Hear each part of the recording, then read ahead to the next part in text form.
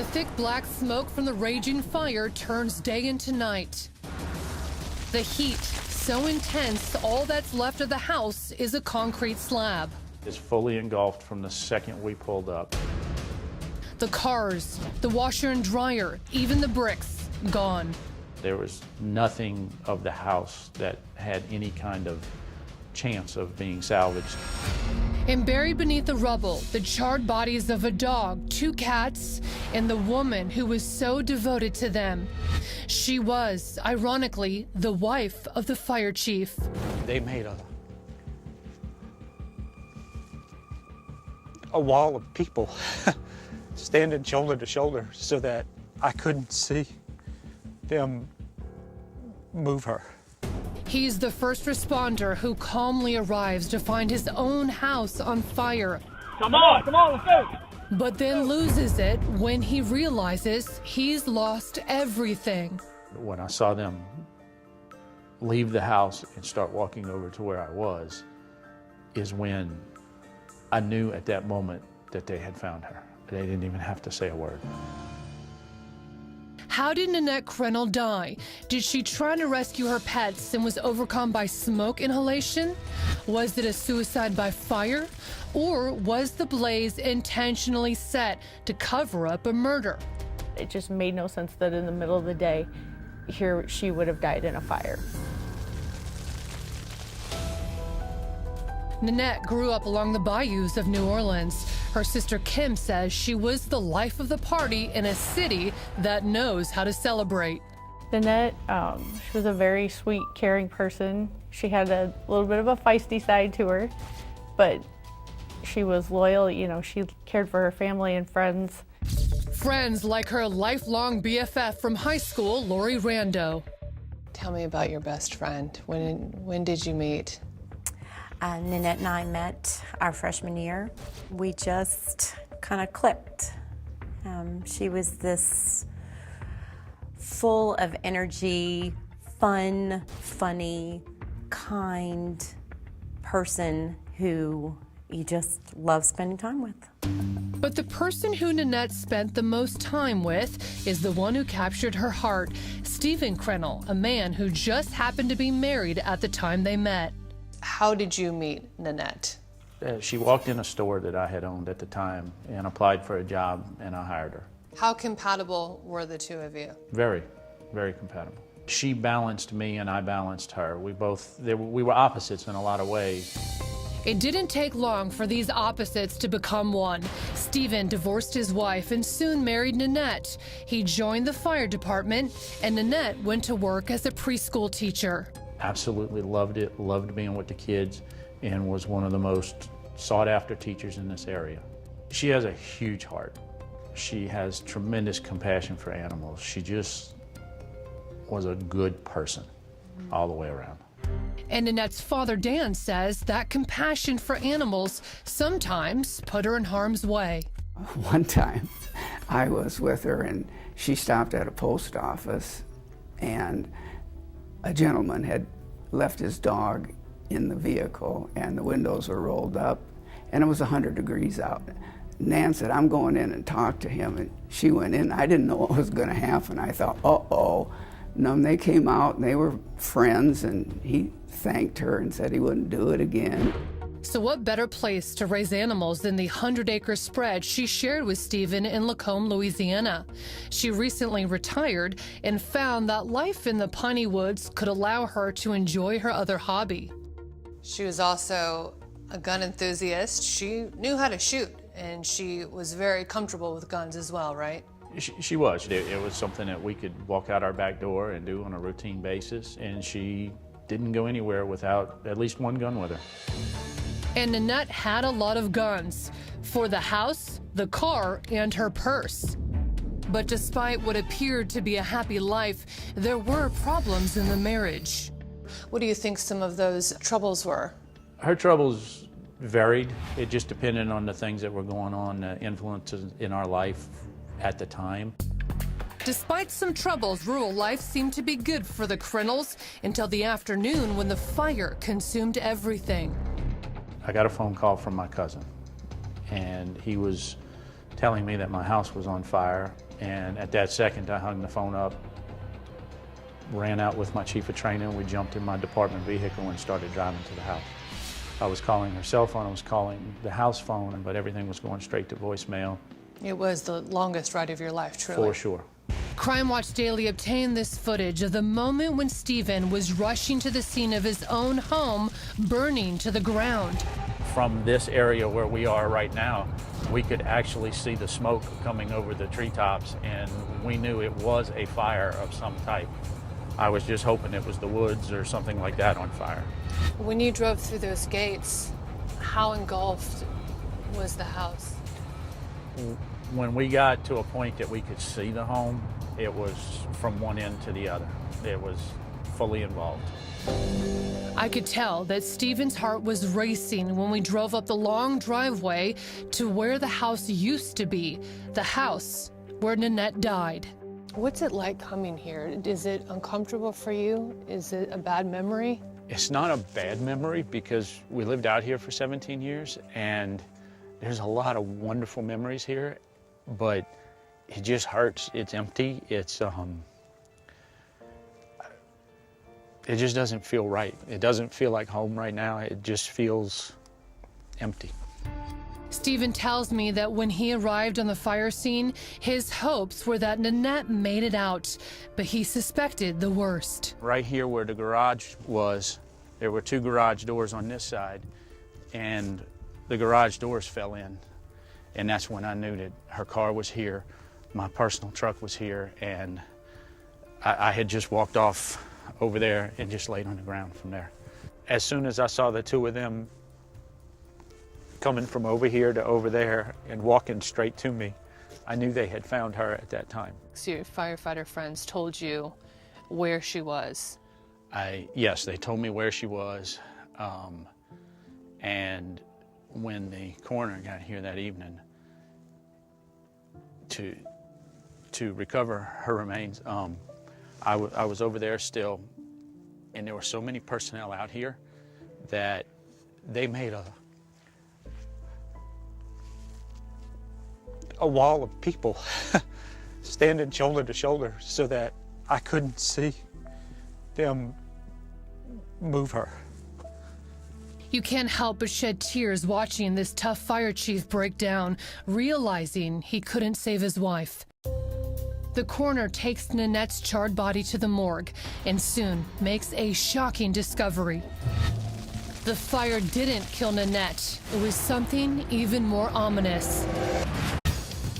Nanette Krentel's friends and family were preparing for her funeral when they got news even more shocking than her death in the house fire. She was shot. The cause of death was a gunshot wound to the head, and the manner of death was a homicide. I am aware that the sheriff's office may have a different interpretation of the fact, but we feel that the evidence strongly supports the notion that she was dead before the fire started. The coroner said it clearly. It was homicide, not suicide. The fire didn't kill Nanette. When you heard murder, what went through your mind? I still can't fathom or understand how that even came to be. I was under the impression that something caused the house to burn, everything from lightning to burning something on the stove or something like that. That's all I could think that it could be. My response was, I knew it. I knew it. I knew somebody did this. She didn't just die in that fire. So now this shifts from a fire investigation into a homicide investigation. St. Tammany Parish Sheriff Randy Smith tells me it appears that the fire was ignited to cover up Nanette's murder. At this point, yes, the fire was intentionally set. But it's not been classified as an arson just yet? No. Okay, is there a reason for that? They're waiting on evidence that was collected and sent off to the lab for analysis. Investigators find a gun next to Nanette's body.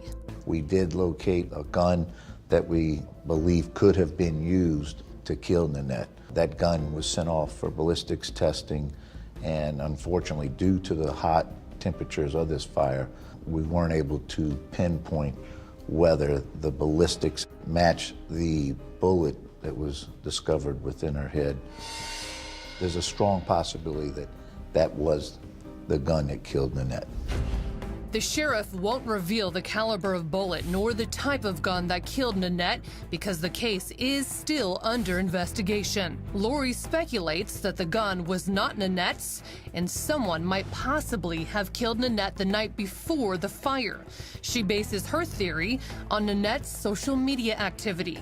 The day before the incident, you guys were actually texting or emailing? We were actually talking on Facebook on the wall. As real time as you can get with her? We were real time, just everything was fine. It was probably about 10:30 at night. It had been going on for, a few hours. It just kind of abruptly stopped. Somebody, has to walk away from their computer or something along those lines. But it did stop. But the sheriff says that scenario is impossible, just didn't happen. He says he's got proof Nanette was alive just hours before the fire broke out after 2 p.m. You have video of her at a McDonald's. Was that actually her? Did you see her face or just her car? We have video surveillance that puts her in that area, which was earlier on before her death and before the fire. You can see it was her and not just someone in her car? We are very certain that it was her, not someone else in her car. We asked the sheriff to see the video, but he says because this is an active case, he can't release it. What about the security cameras Nanette and Stephen had throughout their property? Did you capture anything that was useful? Unfortunately, due to the severe damage that caused from the fire, the hot fire, the video surveillance recorder and most of the cameras that were in place were destroyed. We also sent that off to the FBI to get their expert analysis, but unfortunately it was too badly destroyed. Random or related? What's your hunch at this point? Whoever did this, I believe, knew her, knew the layout of the residence, the location. I don't see this as a random act of violence. Not random, intentionally set, the words from the sheriff. So the first person investigators looked at is the one person who knows everything about fires. And of course, the chief, Stephen, was our first person of interest. The fire chief, Nanette's husband, Stephen. You would be a person of interest because you're the husband. It was a well-set fire. You're a fire chief. I was never offended or upset when the police were investigating me and looking at everything. That, to me, made perfect sense. Statistically, I would be the individual that needed to be the primary focus. And I cooperated with everything. They didn't ask you for a polygraph, but you just volunteered to take one? I offered to do it immediately. We didn't hesitate. I went straight in. They gave it to me that day and came back an hour or so later and gave me the results. There were only 3 options. Either I did it, somebody else did it, or she had done it to herself. And I can go to sleep every night knowing I had nothing to do with this. The sheriff tells us the results showed no deception, and Stephen had an ironclad alibi. He was at work at the fire station in Covington when the fire started, some 17 miles away from his house in Lacombe. Has he been cleared? He has been cleared at this time. Of course, that could change during the course of this investigation, but right now we're pretty clear he was not there at the time of her death. It's a mystery. Everyone seemed to love Nanette. But as the investigation ramps up, it's becoming painfully obvious someone had it out for her. 17 days before she was shot to death and her house burned to the ground, Nanette Krentel emailed her father this image of a mystery man lurking outside her front gate. She said she was being followed. She also said that she had found a knife and cigarette butt on the property. And she said somebody has come onto the property. In her email, Nanette wrote this caption: "This was the day I got out to get the mail and looked up, and this man was walking towards me. He just looks creepy." The man is unidentified, and nothing apparently came of it. Dan was worried about his daughter's safety living in the rural bayous of Louisiana, so she sent him pictures of her arsenal. She had one gun in her purse, one gun, a different gun in her car. another gun in the house. Plus she had a Remington 20 gauge home defense shotgun. And I know there was an AR-15 because she said, "This is my baby." Best friend Lori Rando says Nanette amassed the firepower to protect her from someone a little closer to home. Her brother-in-law, Stephen's brother, Brian Krentel. She never felt safe, not even in her own home. She knew how to use a gun. Oh yeah, Because of her brother-in-law, she carried a gun around with her the entire time. everywhere she went. Do you think he would harm you, harm Nanette? I did not believe it, but when something like this happens, you have to think that that's a possibility, because if that's the case, he or anybody should pay for this. Nanette revealed her fears about Brian in a series of Facebook exchanges to Lori, saying the night he got arrested, he told Steve he was going to get out, kill us, and then himself. We had many conversations via emails talking about Brian and how scared she was of him. He would threaten her because I think he felt that she was kind of sticking her nose in his family business where it didn't belong. Why would Nanette claim she felt threatened? Stephen says it could be because of an incident a few years before Nanette's death. He asked you for help one day, but he was drinking and driving. He was drinking, and the police wound up arresting him that evening, and he went to jail for about a year. And I know that he felt, because Nanette did go with me when we went to the scene that night, and he felt that we bared some responsibility for that, and he had a hard time forgiving us for that. Brian has a long rap sheet with 36 arrests for petty crimes, so that, along with those alleged threats, made him a person of interest. He was a second person of interest, so we had to go back and follow up in our investigation to see where his whereabouts were. And his alibi checked out, and he's still a person of interest, but not at this time.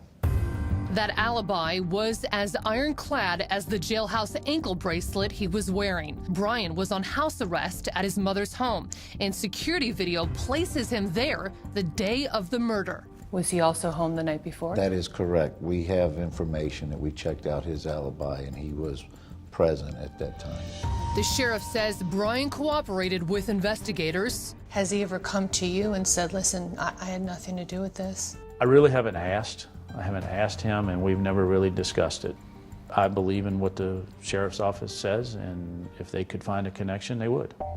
Well, Stephen may not have asked his brother, but that won't stop Crime Watch Daily from getting the answers straight from Brian. And it's Melissa McCarty. I'm with Crime Watch Daily. With his brother Stephen's help, we spoke to Brian on the phone. So obviously you and your brother were a person of interest.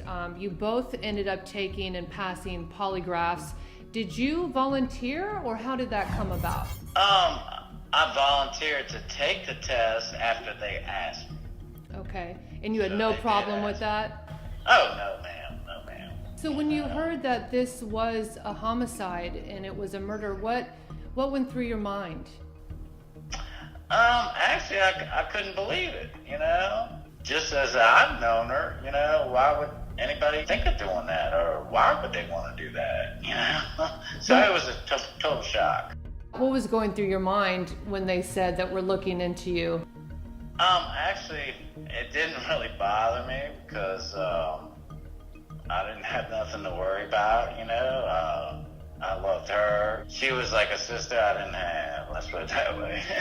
There was an email that Nanette said that she had been afraid of you, that maybe there was a threats exchanged at one point. Do you remember an altercation or a fight?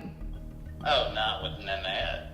No, my brother, I might have had a fight. I mean, I've been fighting with him since I was born. But with Nan, I never had a crossword, and she never had a crossword to me. It does shock me because, I mean, I would think she would have came and asked me first, or if she had a problem with me. The sheriff said that it's definitely not random. Whoever did this knew where they lived, knew of them. Who do you think? Do you have any theories or any? I would not have a clue. You know, it'd be like snowing in Louisiana. It's a one-time thing every now and then, you know? It's hard to believe that anyone would ever think murder is just a one-time thing. Investigators are back at square one. The coroner says it wasn't suicide. Is there a clue detectives have overlooked? Nanette Krentel was armed to the teeth, but that didn't save her from someone putting a bullet in her skull. Your wife is a really good shooter and always carried a gun. Do you think she was caught off guard? Could she see someone coming? What's your gut tell you about that day? I don't know what to think, because that's not where she was found, does not make sense. Nanette's body was found in the master bedroom suite, right here in this spot. She was shot before the blaze that destroyed the home she shared with her fire chief husband, Stephen. Her precious pets, a dog and 2 cats, were reportedly shot as well. You know, we had 17 homicides here in our jurisdiction in St. Tammany Parish last year, and this is the only one that we haven't solved yet. We just need that one piece of information that we're still missing. But that missing piece of the puzzle, the piece that could solve this case, went up in smoke. This fire, whoever set the fire knew what they were doing. Do you have a motive at this point for her death? No, we don't have a motive to pinpoint to a certain individual. It is, again, I don't see it as a random act of violence, but it is a homicide that did occur, and that's what we're going to handle. If there was any motive or reason, what do you think that motive would be? What's the why? I have asked why 1,000,000 times, and I cannot come up with a legitimate reason or logic to it at all. The St. Tammany Parish Sheriff cleared Stephen and his brother Brian as persons of interest for now. Nanette told her friend Lori she was also afraid of Stephen's son Justin from a previous marriage. Why her stepson? What triggered that? Justin was or is kind of a rebel child who doesn't necessarily feel that he, needs to be held accountable for his actions. Did he ever threaten her, the stepson? No, not to my knowledge. Nanette claimed on a Facebook posting to Lori, the scary part is Justin is dangerous, has multiple guns. Turns out, Justin was out of state at the time of the fire, and there is no evidence he ever threatened her. How is the relationship between her and your son? It's very good. Especially the older he got. Stephen shared this video of Nanette dancing with Justin at his wedding, and from all appearances, everything seemed to be fine between stepmother and son. Remember, Stephen was married when he started dating Nanette, and apparently he was cheating on her too. It was the day before her birthday, and we met for lunch, and she told me that she thought Steve was having an affair. And she said it was someone from the firehouse, but it wasn't a fireman. I asked her why she thought this was going on, or why she thought he was having an affair. And she said that he was spending just a little too much time at work, and when she was at the firehouse, they seemed to be very, very close, like unusually close for coworkers. Stephen tells me he came clean to Nanette about the affair long before her murder. She didn't find out in the last year or two. It's been at least a year or two since she found out about it. She said she was going to let it go. But Nanette's cousin Gina wasn't going to let it go that easily. She says Nanette confided in her about the affair, and when Stephen admitted it to her, Gina says she confronted him. When he first told me that Nanette knew of the affair, he said that she approved of it 100%. Those were his words. And I stopped him right there and said, I do not believe that. I do not believe. That's going a little too far.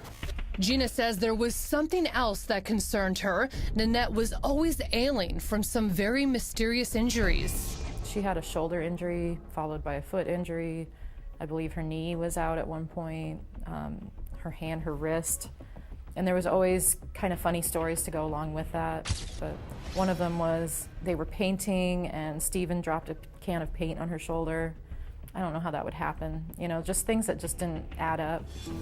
Were things in the marriage not as they may have appeared? Did she mention anything about his moods changing? Was he starting to tighten a grip as far as be more controlling? Was he abusive? I never felt that he was physically abusing her at the time. In retrospect, looking back on it, she seemed to be injured a lot.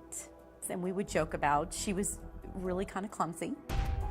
Stephen vehemently denies any hint of alleged abuse, telling us Nanette's shoulder injury was a rotator cuff and the injury to her foot the result of dropping a can of wasp spray.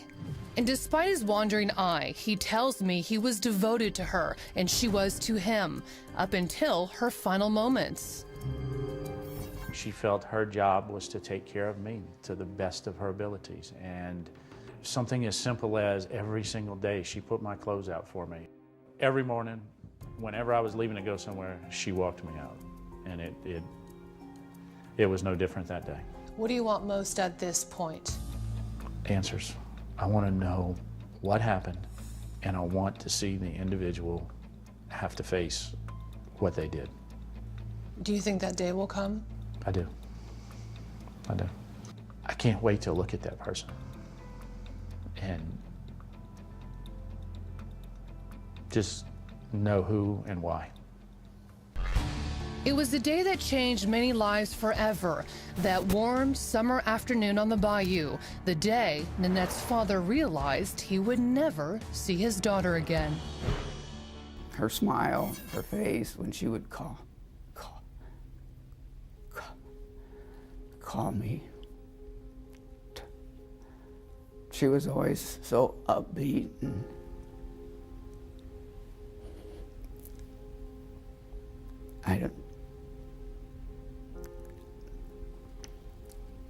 I would just like to see her